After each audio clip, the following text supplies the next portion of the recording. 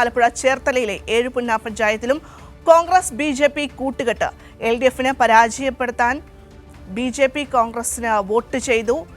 ജില്ലയിൽ പൊതുവെ കോൺഗ്രസ് BJP കൂട്ടുകെട്ടിനെതിരെ പ്രതിഷേധം ശക്തമാവുകയാണ്. ഷാജഹാൻ ചേരുന്നുണ്ട് വാർത്തയുടെ വിശദാംശങ്ങളുമായി. Shajahan, good morning. Good morning Bhadra.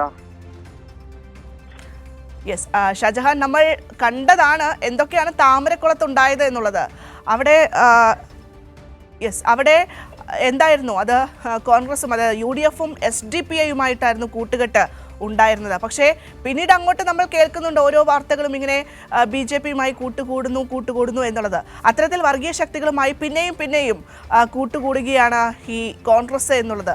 എന്തായാലും LDFനെ പരാജയപ്പെടുത്താൻ BJPയുമായി കോൺഗ്രസ് ഇത്തരത്തിൽ വോട്ട് ചെയ്യുന്നു, കൈകൊടുക്കുന്നു ഒക്കെ ഉണ്ടാകുമ്പോൾ ജില്ലയിൽ പൊതുവെ കോൺഗ്രസിനെ സംബന്ധിച്ചിടത്തോളം രൂക്ഷമായിട്ടുള്ള പ്രതിഷേധം കൂടി നേരിടേണ്ടി വരുന്നു എന്നുള്ളതാണ്. ഒരു പക്ഷേ പാർട്ടിക്കകത്ത് തന്നെ രോഷം പുകയുന്നു, അങ്ങനെയല്ലേ ഷാജഹാൻ?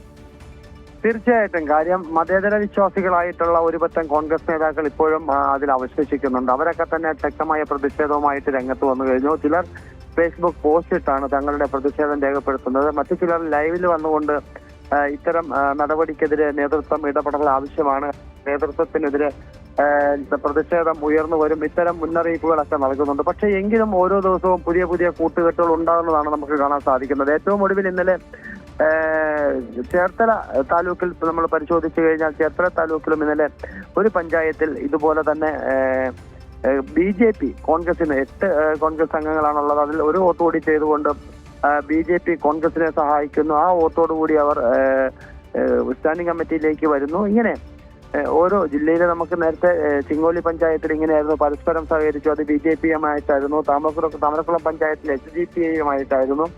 ഇപ്പോൾ ചേർത്തല താലൂക്കിലും ഇതുപോലെ വിവിധ പ്രദേശങ്ങളിൽ നമുക്ക് എടുത്തു പറയാൻ കഴിയുന്ന തന്നെ പലതരത്തിലുള്ള സ്ഥലങ്ങളിലും BJP കോൺഗ്രസ് കൂട്ടുകെട്ട്, അല്ലെങ്കിൽ ആ പ്രദേശങ്ങളിൽ SDPI പൊതുവെ കുറവാണ്.